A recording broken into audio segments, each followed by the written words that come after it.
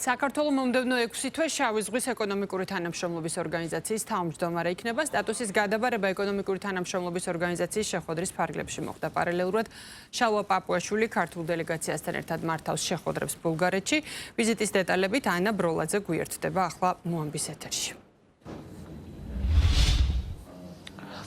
შავი ზღვის ეკონომიკური თანამშრომლობის საპარლამენტო ასამბლეის, იგივე პაპსეკის რიგით 66 სესია დასრულებულია ღონისძიებაზე, რომელზეც საქართველოს ბულგარეთისგან, მასპინძელი ქვეყნისგან ოფიციალურად გადმოიბარა თავმჯდომარეობა. ჩვენ მქონდა შესაძლებლობა, რომ ბულგარეთის სეიმის ვიცე-სპიკერს გავსაუბრებოდით და მან თქვა, რომ საქართველოს პარლამენტის თავმჯდომარისგან შალვა პაპუაშვილისგან, რომელიც იყო საპატიო სტუმარი დღევანდელ ღონისძიებაზე, მოისმინა ის პრიორიტეტები, რა მიმართულებითაც იმუშავებს უკვე მომავალი თავმჯდომარე. ამ შემთხვევაში საქართველოს და მისასალმებელია, რომ სწორედ საქართველოს იზრუნებს მშვიდობის და ეკონომიკური კეთილდღეობის კიდევ უფრო მეტად განვითარებაზე. საქართველოს დელეგაციის წევრები, საქართველოს საპარლამენტო გუნდის წარმომადგენლები ამბობენ, რომ ყველა გამომცვალს თავის სიტყვაში აქცენტი ჰქონდა მშვიდობაზე და ჩვენმა ქვეყანამ ძალიან კარგად იცის მშვიდობის ფასი. ამიტომ ამ მიმართულებით მაქსიმალური ძალისხმევის გარდა ბუნებრივია საქართველოს იმუშავებს იმ პრიორიტეტებზე, რომელიც შალვა პაპუაშვილმა საკუთარ სიტყვაში ისაუბრა.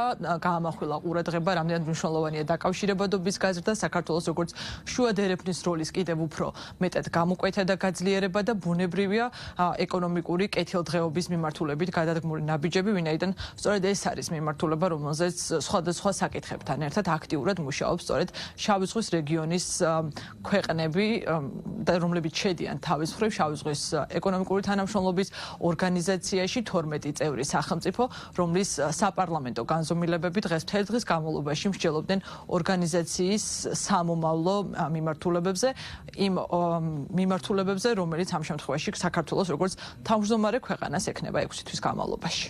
ფიქრობ, ეს არის ყველაზე მნიშვნელოვანი პრიორიტეტები და მოხარული ვარ, რომ ქართული თავმჯდომარეობა ბატონ პაპუაშვილთან ერთად სწორედ ამ პრიორიტეტებს დაიცავს, რაც განსაკუთრებით მნიშვნელოვანია ჩვენი რეგიონისთვის. განსაკუთრებით მიხარია, რომ დღეს მე მქონდა პატივი ჩამეტარებინა სხდომა და ჩვენი ორგანიზაციის სიმბოლო თავად გადავეცი ბატონ პაპუაშვილს, რადგან დარწმუნებული ვარ, ეს თავმჯდომარეობა წარმატებული იქნება.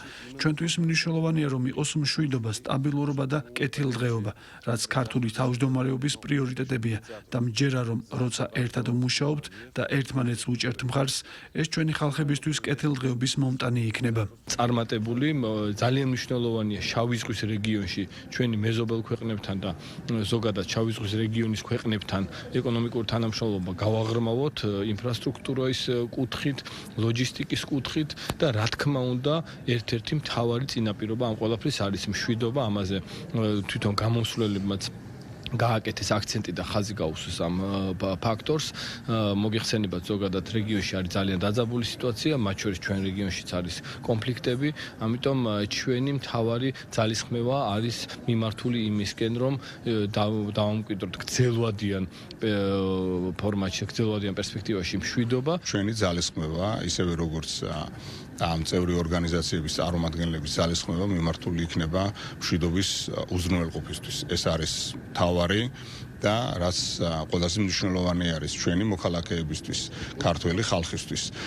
ჩვენ აი ამ პლატფორმას და განსაკუთრებით აი ამ 6 თვეს გამოვიყენებთ იმ შესაძლებლობისთვის, რომ ის ეკონომიკური კავშირები, რომელიც არსებობს, კიდევ უფრო მეტად გაღრმავდეს, რომელიც შედეგადაც ჩვენი თანამოქალაქეები, ქართველი ხალხი მიიღებენ მეტ ეკონომიკურ სარგებელს. საქართველოს დელეგაციას ხელმძღვანელობს პარლამენტის თავმჯდომარე შალვა პაპუაშვილი, რომელმაც პირადად გადმოიბარა თავმჯდომარეობა. ბულგარეთისგან დღეს ასევე სოფიაში ვიზიტის ფარგლებში შეხვდება ბულგარეთის პრეზიდენტს და ნახოთ რა საკითხებზე ისაუბრებენ მხარეები დახურულ კარს მიღმა. ამ ოფიციალური შეხვედრის შემდეგ ველოდებით საქართველოს პარლამენტის თავმჯდომარისგან ინფორმაციას და შეფასებებს, რა თემებზე შედგა მსჯელობა მასპინძელი ქვეყნის პრეზიდენტთან და ორმხრივი თანამშრომლობის გარდა რა თემები და მიმართულებები იყო განხილული ამ აუდიენციაზე.